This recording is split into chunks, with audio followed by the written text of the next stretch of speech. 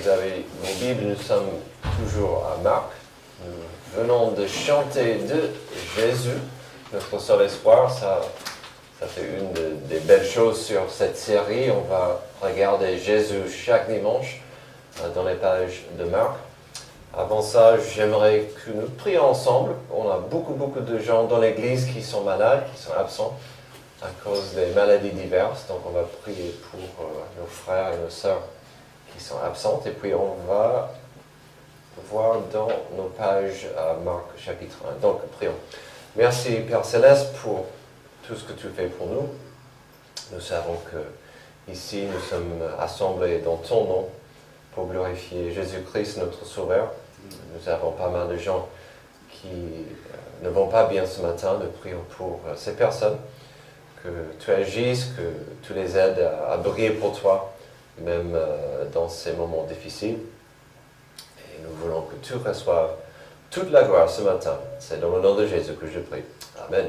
Amen. Alors, je vais tout de suite vous poser quelques questions destinées à vous faire penser ou même mentalement de choisir une préférence. Que préfériez-vous? Et la réponse peut-être va dépendra sur votre âge et votre station dans la vie. Que préfériez-vous d'avoir beaucoup plus de temps ou beaucoup plus d'argent? Qu'est-ce qu'on ferait avec plus de temps? Certains plus jeunes vont dire tout de suite, j'ai tout le temps possible, j'aimerais plus d'argent. Et donc ça c'est une question que j'ai trouvée intéressante. J'ai demandé ces questions à Mr. Google, donnez-moi quelques questions pour faire penser. Cette deuxième question était écrite, je trouve, par un Américain, et ça se voit tout de suite. Que préfériez-vous, de pouvoir arrêter des problèmes mondiaux de faim ou d'arrêter les crimes aux États-Unis? J'ai trouvé ça un peu égoïste de dire crimes aux États-Unis ou la faim dans le monde. Mais ça donne un choix un peu compliqué quand même, si on pouvait. Alors, je vais vous poser une question sur 2 cabanes. Sachez que les cabanes sont bien équipées, d'accord?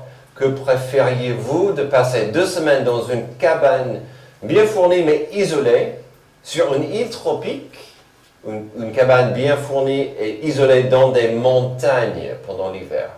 Et donc, île tropique, je suis curieux pour voir. Vous êtes plutôt île tropique? Je sais que tu aimes bien la mer. Dans les montagnes, la neige et tout.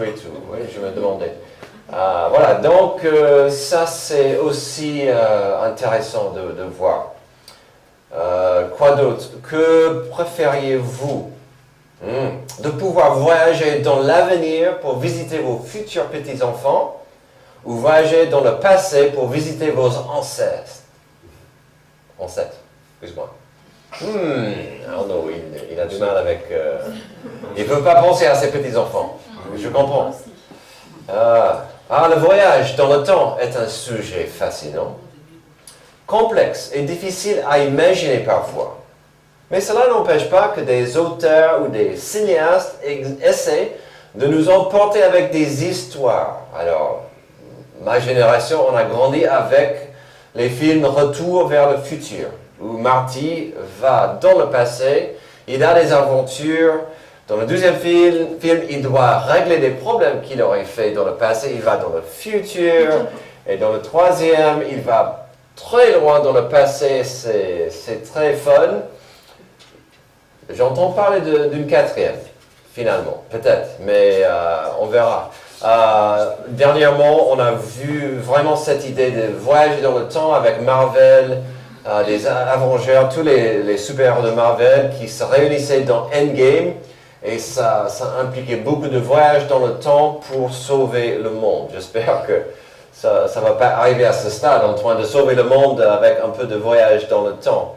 Tout à l'heure, on parlait que le monde a besoin d'être sauvé de nous-mêmes, peut-être par un peu de sagesse, un peu d'humilité, et surtout avec Dieu dans la formule, mais ça, c'était autre chose. Mais parfois, quand on pense à Jésus-Christ et son ministère sur terre, on est emporté. Qui n'aurait pas aimé voyager dans le temps pour voir Jésus-Christ qui donnait à manger à 5000 personnes avec quelques morceaux de pain. Qui n'aurait pas apprécié de voir Jésus-Christ devant le tombeau de Lazare, quand il a dit avec pleine d'émotion, « Je suis la résurrection et la vie. Celui qui croit en moi vivra même s'il meurt. » Et puis quelques minutes plus tard, il a dit, « Lazare sort. » Et il est sorti. C'est pourquoi, une de plusieurs raisons, la série The Chosen vraiment impacte tellement de gens, parce que vous vous trouvez là. C'est presque comme vous avez fait un voyage dans le temps pour voir ces histoires. Là, plus que nous avançons dans les traces de Jésus en Marc, le plus que nous allons rouvrir des histoires centrées sur Jésus. La plupart de nous les connaissent plutôt bien. Pour d'autres, ça pourrait être pour la première fois de voir certaines histoires. Mais ce que nous devons faire pendant notre trajet ici en Marc, c'est de voir et comprendre certaines choses simples. Aujourd'hui, nous allons découvrir quelques implications de la présence de Jésus-Christ dans notre monde perdu. Nous avons l'habitude de vivre dans ce monde perdu, dans ce monde fichu, dans ce monde totalement pourri, mais c'était comment de voir Jésus dans cette pollution. Jésus ici dans notre existence pourrie. Alors, ça nous donne l'idée. La présence de Jésus-Christ dans ce monde brisé nous rappelle de son besoin d'une direction divine. Verset 21, ils se rendirent à Capernaum. Dès le jour du sabbat, Jésus entra dans la synagogue et se mit à enseigner. On était frappé par son enseignement, car il enseignait avec autorité et non pas comme les spécialistes de la loi. C'est un peu dur cette dernière phrase. Apparemment, les spécialistes de la loi n'emportaient personne. C'était vraiment difficile et sec et dur d'écouter cet enseignant. Pas du tout d'être ici à 10 heures à écouter notre frère bien-aimé Antoine. Amen. Amen. Alors, déjà, donc, nous allons parler quelques moments de la direction spirituelle d'Israël à l'époque. On verra vite que la nation avait besoin d'une nouvelle direction. L'histoire nous dit qu'il y avait pas mal de synagogues éparpillées dans le pays. Nous savons bien que l'attente pour les Juifs de l'époque, c'était d'y aller et d'assister au culte, entre guillemets, au culte. Alors déjà, c'était important dans la culture juive d'y aller pour plusieurs raisons. Alors, la religion juive est vraiment semée dans la culture. C'est difficile d'enlever la culture religieuse et la culture juste quotidienne. Et donc, les gens priaient souvent, ils essayaient de suivre la loi. Moïse était importante comme c'est pas possible. Et donc, déjà, ça faisait partie de la culture. Et puis, il y avait d'autres raisons pourquoi cette notion d'aller au culte, à la synagogue, était importante, parce que il y avait bien sûr la notion de Monsieur et Madame m'as-tu vu? Si tu n'allais pas à la synagogue, peut-être quelqu'un aurait dit, mais où était un tel? Je ne l'ai pas vu à la synagogue. Et d'autres sortaient de la synagogue, m'as-tu vu? J'étais là. Donc, il y a toujours cette notion aujourd'hui avec la religion. Il y avait aussi la notion qui grandissait en vigueur. Ça faisait 400 ans sans une proclamation, sans un prophète, sans beaucoup d'inspiration de Dieu. Et donc les gens s'attendaient. Il nous faut quelque chose. Il nous faut le Messie. Donc il y avait ce mouvement que si nous sommes plus fidèles, si nous sommes plus ambitieux au culte, ça va aider le Messie à venir. Donc il y avait même cette notion de mériter la venue du Messie si je suis plus fidèle. Et donc, d'être là était très important.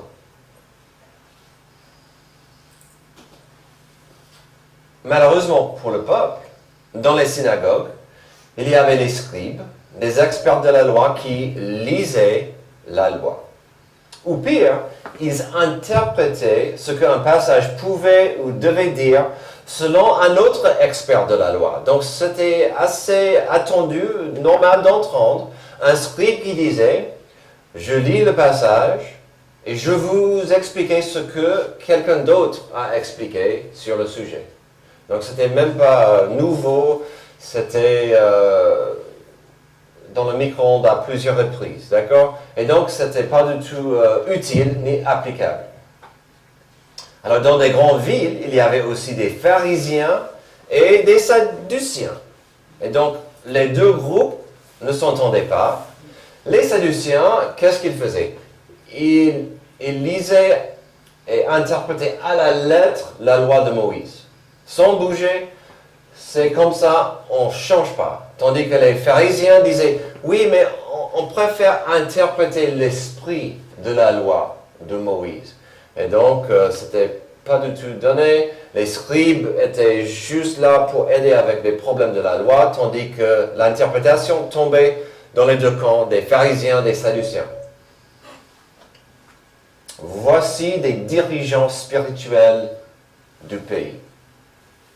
À la base, tout le monde croyait dans la loi de Moïse, mais à la fin de la journée, ces groupes ne s'entendaient pas ensemble. Et puis, ils cherchaient plus de gloire et plus de pouvoir. Donc, les leaders religieux ne pensaient pas trop des gens dans la rue. Alors, la direction spirituelle du pays était soit non existante, soit elle était un système chaotique qui aveuglait des gens dans un légalisme impossible et frustrant. La situation spirituelle de la nation se résume tragiquement dans un autre passage dans l'évangile de Matthieu au chapitre 9. Jésus parcourait toutes les villes et les villages, il enseignait dans les synagogues, proclamait la bonne nouvelle du royaume et guérissait toute maladie et toute infirmité. À la vue des foules, il fut rempli de compassion pour elles car elles étaient blessées et abattus comme des brebis qui n'ont pas de berger. Il n'y avait pas de berger spirituel pour le peuple. Verset 37. Alors il dit à ses disciples, la moisson est grande, mais il y a peu d'ouvriers. Priez donc le maître de la moisson d'envoyer des ouvriers dans sa moisson. La semaine dernière, je vous ai posé la question, pourquoi Jésus voulait avoir des disciples? Maintenant, on voit pourquoi. Il ne pouvait pas tout faire. Il avait besoin de plus d'ouvriers dans sa moisson. Pour notre passage, il faut comprendre que c'était une attente comprise qu'un leader local d'une synagogue invite un rabbin qui passait à donner un discours le sabbat. Donc c'était normal, si Jésus passe par là, le leader de la synagogue va dire, mais Jésus, je t'invite de donner le discours. Donc quelqu'un a invité Jésus de prendre la parole et donc Jésus n'a pas hésité. Est-ce que c'est donc étonnant de voir la réponse que nous voyons ici au verset 22? On était frappé par son enseignement, car il enseignait avec autorité et non pas comme les spécialistes de la loi. Avez-vous remarqué que nous avons très peu de copies de sermons de Jésus? On a très peu de messages de Jésus. Après le sermon sur la montagne, on a des morceaux, on a des parties. Donc, nous ne savons pas ce que Jésus a dit à ce moment-là. J'ai lu pas mal de commentaires qui disaient plus ou moins la même chose.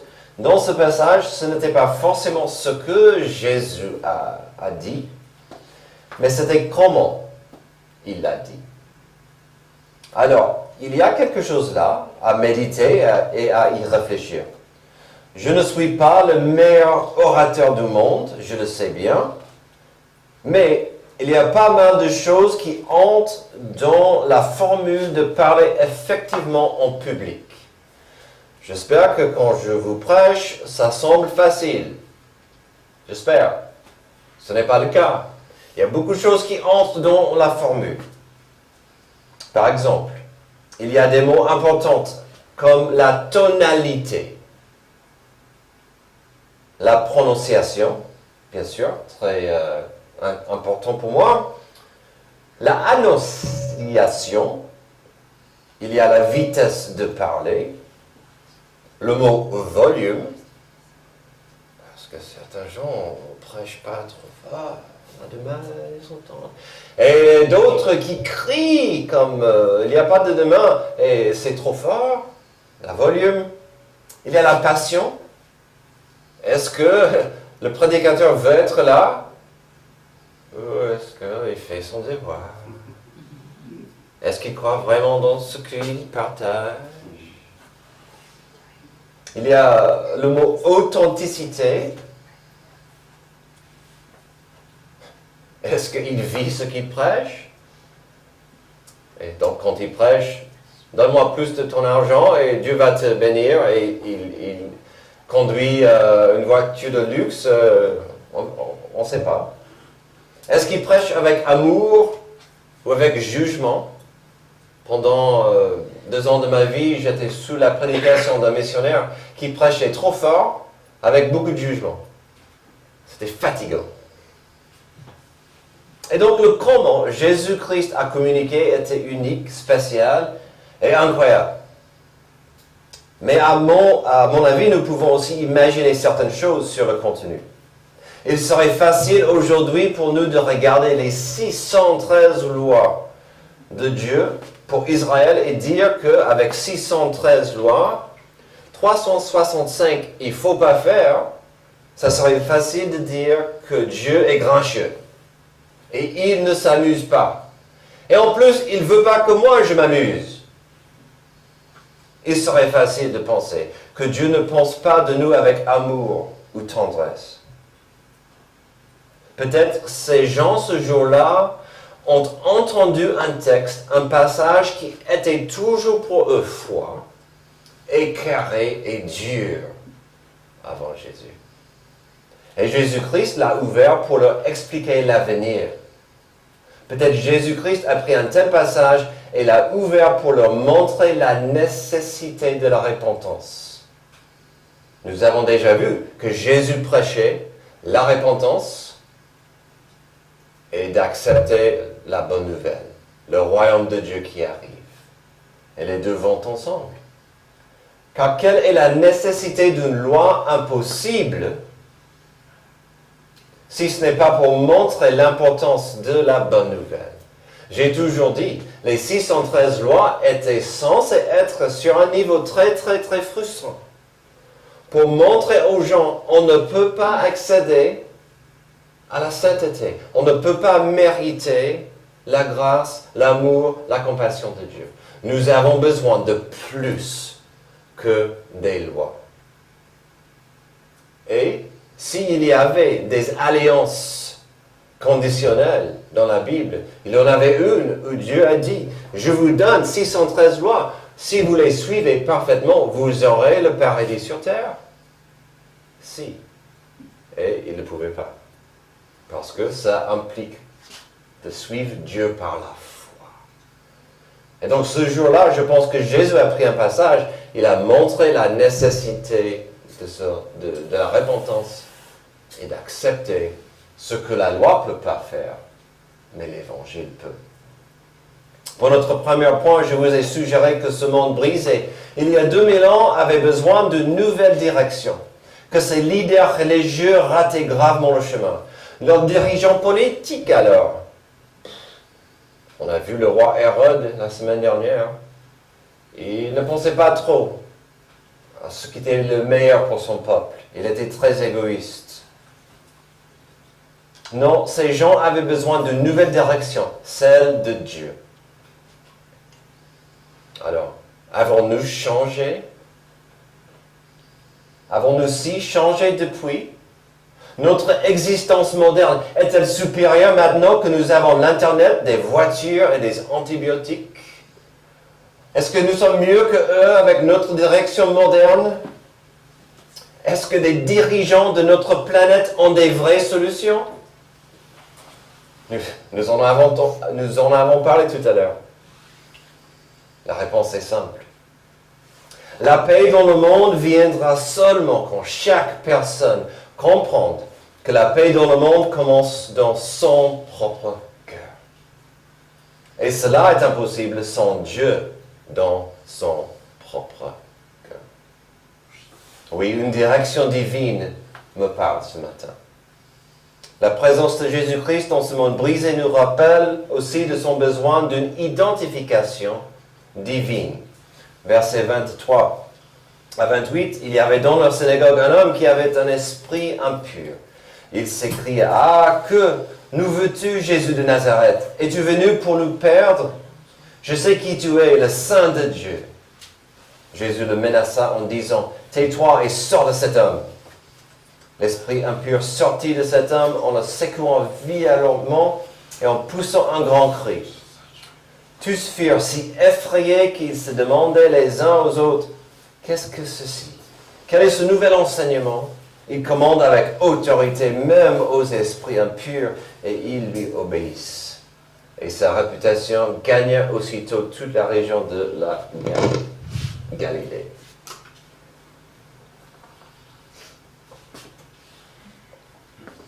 Identification. Ce mot sera la clé de bien comprendre ce passage. Déjà, la victime de cette possession se trouvait où? Dans la maison de Dieu. On a un problème grave là d'identification. Le pauvre homme qui avait des démons n'appartenait plus à lui-même. Problème d'identification.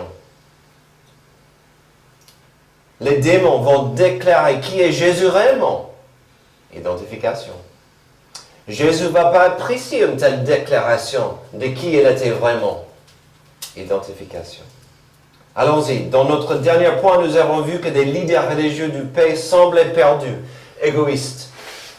Maintenant, nous voyons qu'une synagogue ne posait aucune barrière aux démons. Et pourquoi pas, on penserait qu'un bâtiment s'arrêterait des démons.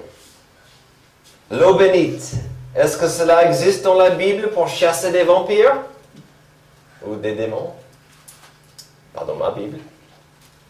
La croix a-t-elle des pouvoirs mystiques pour bannir le malin? Elle est belle et tragique, mais non, elle n'est pas magique. Ce qui est aussi intéressant pour cette histoire, c'est que le groupe des Sadducéens ne croyait pas en certaines choses, comme la vie après la mort, la résurrection, et puis surtout pas des démons ni la possession. Donc pour les Sadducéens, d'avoir quelqu'un possédé était vraiment problématique, parce que ça n'existe pas. Ok, continuez comme ça. Un homme possédé a pris la parole, il a affronté Jésus-Christ, et c'est fascinant. Voyons quelques détails. D'abord, il a crié à voix haute dans la synagogue, chose qui est souvent mal appréciée dans un endroit de culte. Il a probablement aussi interrompu Jésus-Christ avec son discours. Mais qu'est-ce qu'il a dit? Est-ce que c'était problématique vraiment ce qu'il a dit? D'abord, dans ses premières phrases, il est en train de dire qu'il savait les origines humaines de Jésus, c'est-à-dire il venait de Nazareth. Ça, c'était une salutation assez normale de l'époque. Puis les deux prochaines phrases sont plutôt liées. Est-ce que tu es venu pour nous détruire, car tu es le Saint de Dieu? Ah, les démons comprenaient tout de suite qui était Jésus et pourquoi, pour la première fois, Dieu était habité parmi nous. Pour changer le monde, pour changer ce que le monde trouvait normal, où le mal règne. Il est intéressant de comprendre que les hommes souvent appelaient Jésus Seigneur, Maître, Fils de David. Mais les démons appelaient Jésus le Saint de Dieu, le Fils de Dieu ou le Fils de Dieu très haut. Ils ont compris qui est l'ennemi. Ils ont compris le pouvoir de Jésus-Christ. Et quelque part, ils craignaient sa venue. J'aime bien cette partie de l'histoire. Ils craignaient Jésus. Car Jésus est venu pour changer le mal dans le monde. Cet esprit a compris sur un certain niveau qui était Jésus-Christ réellement, mais aussi le pourquoi il était sur terre. Ça revient toujours à l'évangile, la bonne nouvelle. Jésus prêchait la bonne nouvelle. Me voici, le sauveur du monde. Vous avez besoin de m'accepter par la foi.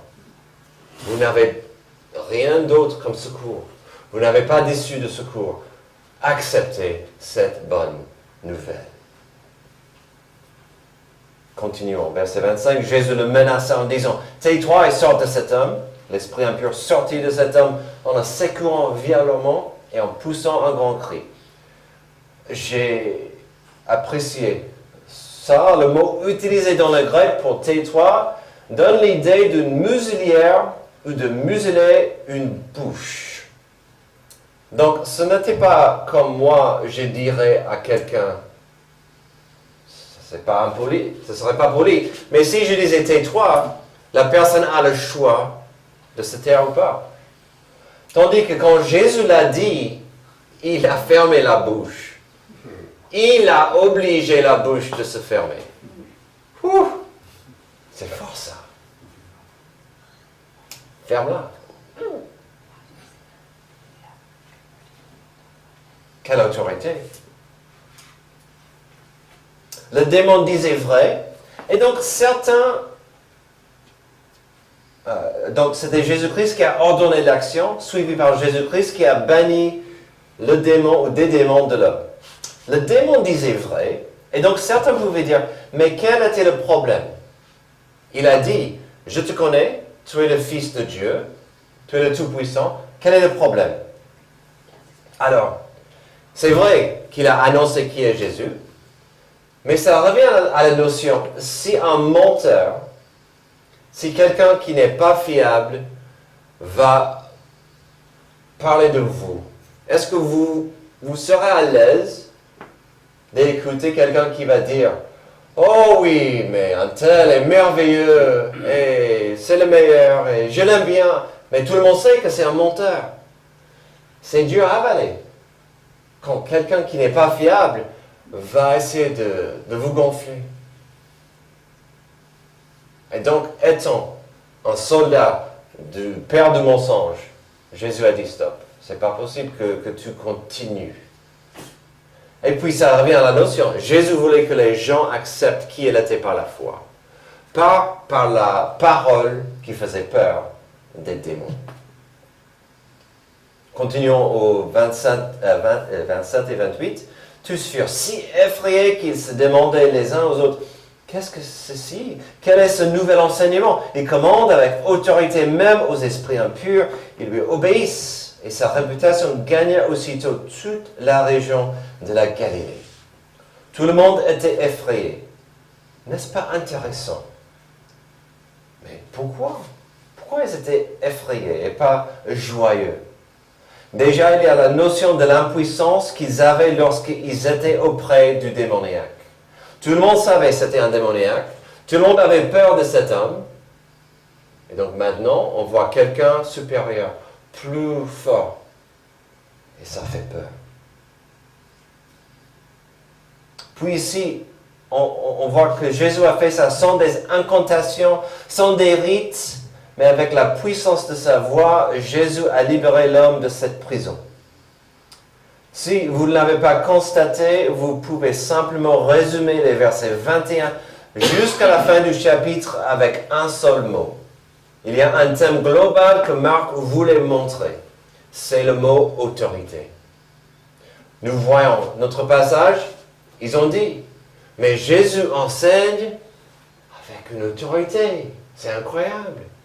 Ici, Marc nous montre que Jésus avait autorité sur le surnaturel, sur le monde des êtres, les démons. Il avait cette autorité. Et puis, on va voir dans notre troisième point que Jésus avait autorité, heureusement, sur la maladie, sur ce que le péché corrompt. Ça nous mène à notre dernier point, l'autorité que Jésus avait sur notre monde ruiné par le péché. Alors la présence de Jésus dans ce monde brisé nous rappelle de son besoin d'une direction divine, cette identification divine et finalement une restauration divine. 29, en sortant de la synagogue, ils se rendirent avec Jacques et Jean à la maison de Simon et de André. La belle-mère de Simon était couchée avec de la fièvre. Aussitôt on parle d'elle à Jésus. Il s'approcha, la fit lever en lui prenant la main, et à l'instant la fièvre la quitta. Puis elle se mit à les servir. Alors, notre point dit une restauration divine. Bien sûr, quand j'utilise le mot restauration, je ne parle pas de manger à votre restaurant préféré à Paris. Oh, quelle restauration divine! Non. Non, c'est pas ça. Je parle de l'autre sens du mot. Remise en état, réflexion, rétablissement, nouvelle vigueur donnée à quelque chose. Je dis souvent que Genèse chapitre 3 est fondamental pour comprendre notre monde. La chute a commencé la fin du monde. L'entrée du péché dans notre monde a maudit notre planète et nous sommes donc tous maudits aux problèmes divers de santé. Parfois, nous subissons quelque chose de petit, parfois nous subissons des problèmes de santé assez graves. Heureusement pour énormément de gens qui étaient autour de Jésus-Christ, il leur a donné une restauration divine de leurs problèmes physiques. Ici, nous avons la belle-mère de Simon. La belle-mère de Simon souffrait, nous ne savons pas à quel point, mais Jésus a agi dans la compassion, dans l'amour, dans le service. Il a guéri cette femme. Puis, ce n'est pas un commandement biblique de servir Jésus-Christ après une rencontre avec lui. Mais n'est-il pas beau de voir sa réaction à elle? Jésus l'a guérie. Qu'est-ce qu'elle a fait? Je veux servir. Je dois aider. Je peux aider, je peux servir. Je veux faire quelque chose. Et quand Jésus vous touche, quand Jésus vous aide, quand Jésus vous guérit, il est normal, mes amis, de dire, qu'est-ce que je peux faire? Comment je peux servir Dieu et mon prochain? À mon avis, sa santé, avant que Jésus arrive, n'était pas du tout bonne. Quand la nouvelle est sortie de ce que Jésus lui a fait, des gens sont venus de partout dans l'espérance que son autorité sur ce qui était brisé en eux continue. Verset 32. Le soir, après le coucher du soleil, on lui amena tous les malades et les démoniaques. Toute la ville était rassemblée devant la porte. Il guérit beaucoup de personnes qui souffraient de diverses maladies. Il chasse aussi beaucoup de démons. Il ne leur permettait pas de parler parce qu'il leur connaissait. Donc on voit encore cette notion que Jésus ne permettait pas aux démons de parler. La possession démoniaque est un problème de santé spirituelle. Des autres gens avaient simplement des maladies physiques. Mais de telles infirmités nous rappellent que nous vivons dans un monde perdu. Un monde corrompu. Un monde qui finalement a besoin de la restauration divine qui vient de la rédemption.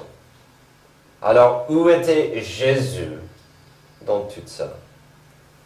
Dans le service. Jésus-Christ, encore dans la compassion, dans l'amour, dans le service, a guéri ce que le péché a empoisonné. Et bien sûr, il a montré son autorité dans ces domaines. Et pourquoi pas? Le Créateur peut restaurer sa création qui était blessée par le péché. J'aime bien de voir Jésus dans ce passage comme le Créateur. Il voit sa création brisée. Il voit sa création empoisonnée. Et il va restaurer ces personnes empoisonnées par le péché. Alors, environ 2000 ans de ça, Jésus-Christ est venu dans notre monde. Pourquoi Dieu a choisi ce moment précis dans notre histoire? Je ne sais pas. Il y a des idées, il y a des théories, il y a des hypothèses. On n'est pas là aujourd'hui pour parler de pourquoi Jésus est venu à ce moment de notre histoire. Mais nous sommes ici 2000 ans plus tard pour admirer, pour apprécier, même étudier l'atmosphère et le monde dans lequel Jésus est arrivé. Pour admirer, apprécier et étudier à quel point Jésus-Christ s'est investi dans notre monde pourri. Pas dans le but d'impressionner par sa puissance. Non, il voulait montrer au monde que sa puissance, son autorité avait toujours le but de nous sauver, de nous racheter. Et la puissance de Jésus est toujours là pour nous rappeler que nous avons besoin d'un sauveur. Récemment, quelqu'un voulait savoir comment je fais face aux critiques des gens qui trouvent que nous sommes une secte, puisque nous ne sommes pas catholiques. Mais c'est une secte. Quelle est ta réponse? J'ai dit, c'est simple.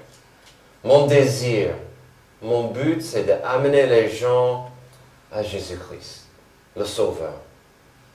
À cette personne, je dirais, peut-être c'était un bon moment de rentrer et revoir qui était Jésus vraiment. Parce que vous pensez il était. De revoir ce qu'il a dit, parce que vous pensez il aurait dit. Qu'est-ce qu'il a enseigné vraiment?